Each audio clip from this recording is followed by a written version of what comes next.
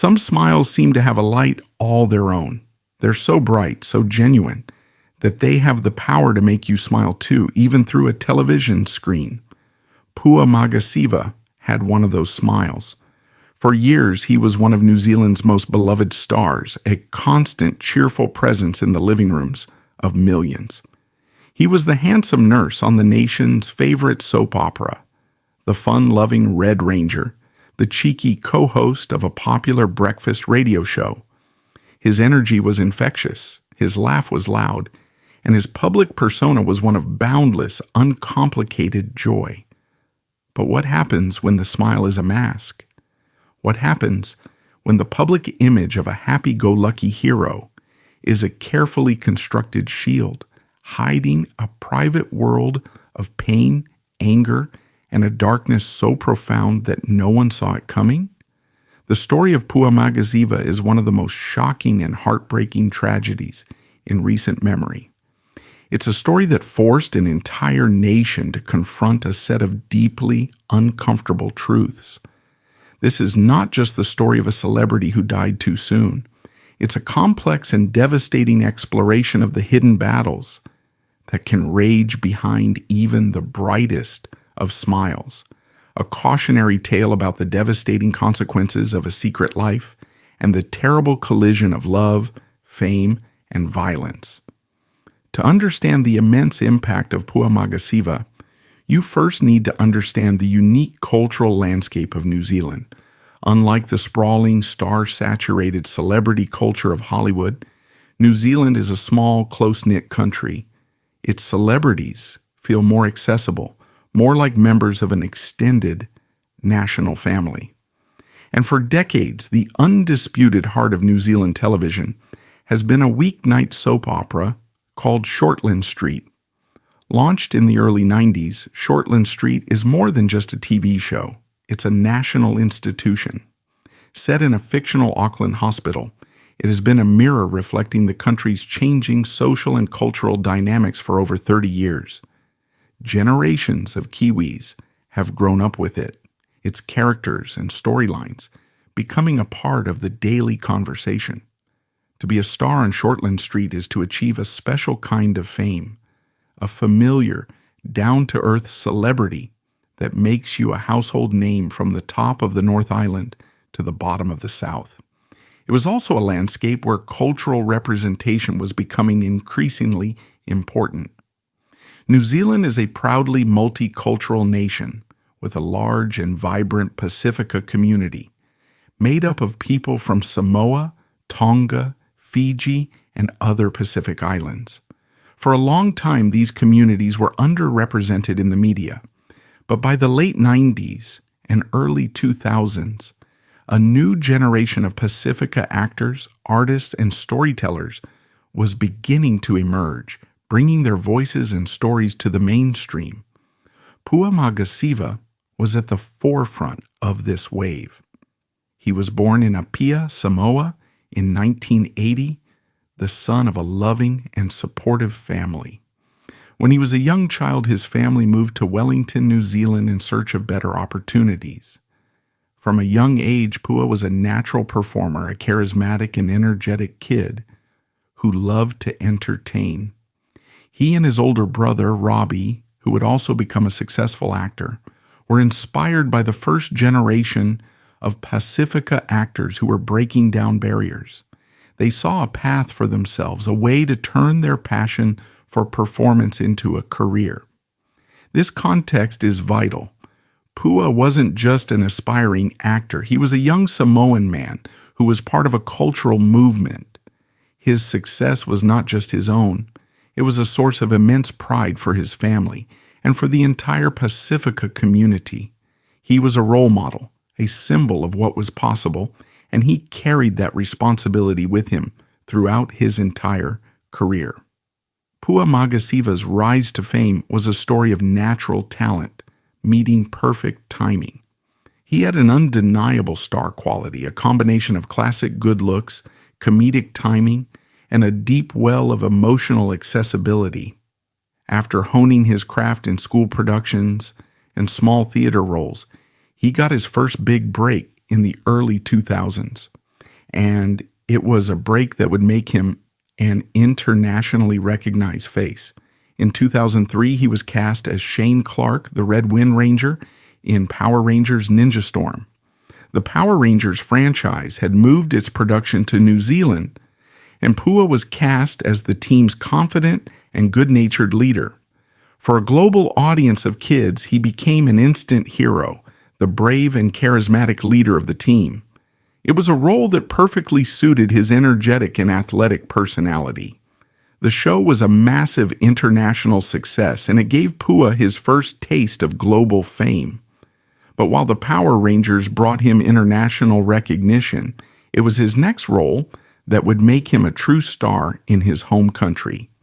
He joined the cast of Shortland Street as the charming and lovable nurse, Vinnie Cruz. It was a role he would play on and off for over a decade. Vinnie was a classic good guy, a loyal friend, a devoted family man, and a source of comic relief. He was the heart of the show for many viewers, and Pua's natural charm and warmth made the character a national favorite. Through Vinnie, Pua became a nightly presence in the homes of New Zealanders, a familiar and beloved face. His career continued to flourish. He was a contestant on Dancing with the Stars, further endearing himself to the public with his enthusiasm and willingness to poke fun at himself. He also had a successful career in theater and film, proving his versatility as an actor. He starred alongside his brother Robbie in the acclaimed 2006 film Sione's Wedding, a comedy that was a cultural landmark for the Pasifika community, celebrating their culture, humor, and family values on the big screen. In his later years, he expanded his career into a new medium, radio. He became a co-host on Flava, a popular national breakfast radio show. Here, his personality was able to shine through in a new way. He was funny, self-deprecating, and incredibly open. He would share stories about his family, his struggles with parenting, and his daily life. His infectious laugh became a familiar and comforting sound to thousands of listeners during their morning commute. On the surface, his life seemed perfect. He was a successful and beloved celebrity. He was married to a beautiful woman, Liz Sadler, and he had a young daughter from a previous relationship, as well as a stepdaughter. He posted frequently on social media, sharing smiling photos of his family, goofy videos, and inspirational messages. He projected an image of a man who was living a life full of love, laughter, and success. But behind this carefully curated public image, a very different and much darker story was unfolding.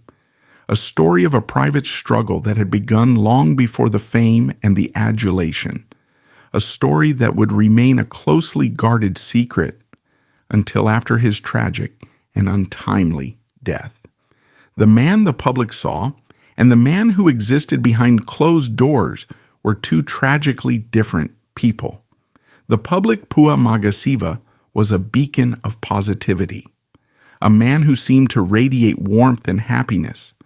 But in private, he was fighting a lifelong battle with his own inner demons, a struggle that was rooted in a deep well of anger, insecurity, and a past trauma that he could never escape. Those who knew him best describe a man of profound contradictions. He was genuinely kind, generous, and loving. His co-stars and friends remember his boundless energy on set, his ability to make everyone laugh, and his deep sense of loyalty. He was the guy who would go out of his way to help a friend, the one who would light up a room the moment he walked into it. But there was another side to him, a side that he kept hidden from the world. He had a volatile temper, a dark and brooding side that could surface without warning. He struggled with alcohol, which often exacerbated his inner turmoil, and he was haunted by a past that he rarely spoke of. Those close to him would later allude to a deep and unhealed trauma from his past, suffered in silence for many years. This undoubtedly contributed to the pain and anger he carried within him. His relationship with his wife Liz was a tempestuous one. They had met and fallen in love, and their wedding seemed to be a fairy tale event. But the reality of their life together was far from perfect. It was a cycle of love and conflict, of happy moments punctuated by episodes of intense and frightening anger. Liz would later describe a man who was at war with himself, a loving husband and father who was also capable of terrifying outbursts of rage. The pressures of his public persona weighed heavily on him. He felt an immense responsibility to be a role model, especially for the Pasifika community. He was Pua Magasiva, the good guy, the funny man, the beloved star. He had to be on all the time to project an image of success and happiness. This created a profound and damaging disconnect between his inner reality and his outer life. He had no outlet for his pain, no way to be vulnerable without shattering the public image he had so carefully constructed. This internal conflict manifested in a deep sense of self-loathing.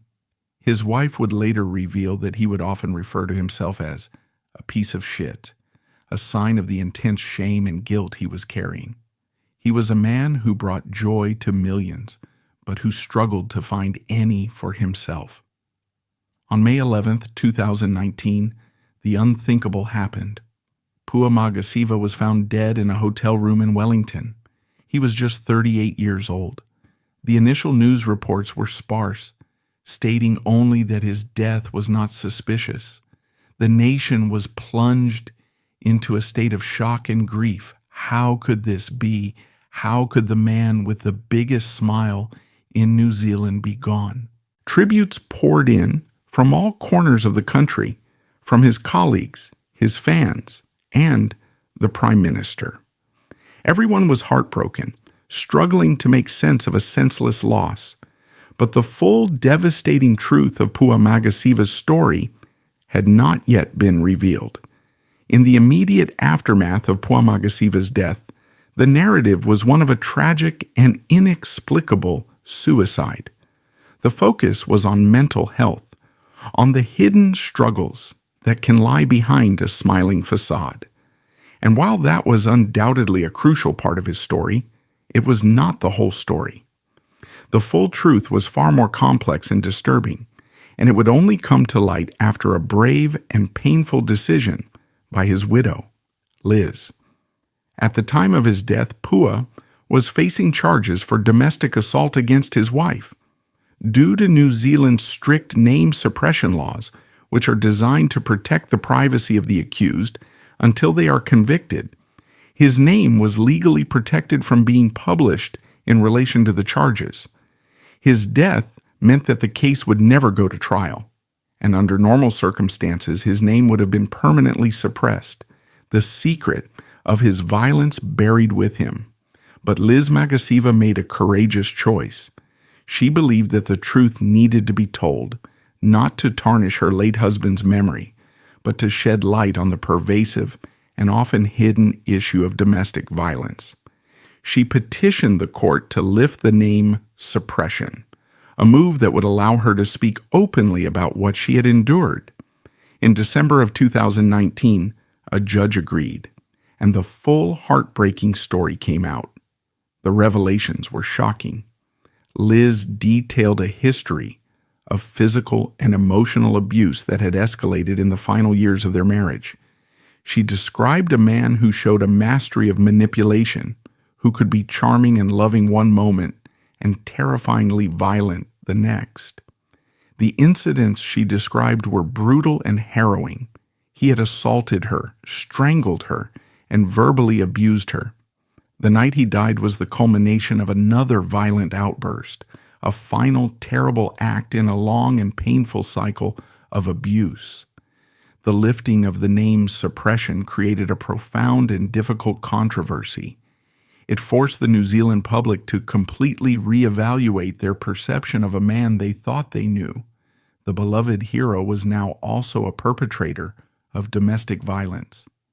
The smiling face on their television screens was also the face of a man who had terrorized his own family. This created a complex and deeply uncomfortable historical debate. How should he be remembered? Was it possible to hold two conflicting truths at the same time? Could he be both a cherished entertainer who brought joy to many and a man who caused immense pain to those closest to him? Some fans reacted with disbelief and denial, refusing to accept this new, darker image of their hero. Others felt betrayed and angry, their fond memories now tainted by the knowledge of his violence. But for many, especially those in the domestic violence and mental health sectors, the revelations were a powerful and necessary wake-up call. Liz Magasiva's bravery in speaking out was widely praised. She was hailed as a hero, a woman who had turned her personal tragedy into a national conversation. She explained her decision in a powerful interview, saying, "I did not want to be a silent victim. I want to help other women, and I want Pua to be a lesson for other men." She was not trying to destroy his legacy, but to add a crucial and painful layer of truth to it. The debate is not about erasing the good that he did or the joy that he brought to people. It is about acknowledging the full, complex, and tragic truth of his life. His story is not a simple one of a good man who did bad things or a bad man who pretended to be good. It is the story of a deeply troubled and wounded human being, a man who was both a victim of his own past trauma and a perpetrator of new trauma. It's a story that challenges us to move beyond simplistic narratives and to confront the uncomfortable reality that light and darkness can, and often do, coexist within the same person. The death of Pua Magasiva and the subsequent revelations about his hidden life of violence sent a seismic shockwave across New Zealand, and its significance continues to reverberate today. His story became more than just a personal tragedy. It became a national reckoning, forcing a painful but vital conversation about some of the country's most pressing social issues. Pua's story had a profound and immediate impact on the conversation around domestic violence. New Zealand has one of the highest rates of domestic and family violence in the developed world, an issue that has often been shrouded in shame and silence. Pua's case brought this issue out of the shadows and into the mainstream in a way that few things ever could. Because he was so loved and so well known, people could not ignore it. It shattered the myth that domestic violence only happens in certain types of families or communities, proving that it can happen anywhere, even in the home of a smiling, successful, and seemingly happy celebrity. Liz Magasiva's decision to lift the name suppression was a watershed moment, empowering other victims to speak out and putting immense pressure on public institutions to do more to address the crisis. In its tragic way, his story became a catalyst for change. His life and death also had a major impact on conversations about mental health, particularly among men and within the Pasifika community. Men, and especially Pasifika men, are often raised in a culture where showing emotional vulnerability is seen as a sign of weakness. There is immense pressure to be the strong, silent provider. Pua's story revealed the deadly cost of this silence. He was a man who was clearly in an immense amount of pain, but who felt unable to seek help for fear of damaging his strongman image. His death highlighted the urgent need for more accessible and culturally appropriate mental health services, and for a cultural shift that encourages men to speak openly about their struggles without fear of judgment. The tragic gap between his public persona and private reality serves as a powerful and enduring cautionary tale about the dangers of this disconnect. In the age of social media, where we are all encouraged to curate and present an idealized version of our lives, Pua's story is a stark reminder that what we see is often not the whole truth. He was a master at projecting an image of happiness, all while his inner world was crumbling. His life and death challenge us to be more critical of the images we consume and to have more compassion for the hidden battles that others may be fighting behind their own smiling social media profiles. Why does his story still matter? It matters because the issues it brought to light, domestic violence, mental health, and the crushing pressure on men to maintain an image of strength, remain incredibly relevant. Pua Magasiva is no longer remembered simply as a beloved actor, but as a complex, tragic figure whose story forced a nation to look in the mirror. In life, he brought joy to millions. In death, he ignited a painful but necessary conversation that continues to have the power to save others. This is his painful, complicated, and incredibly important legacy.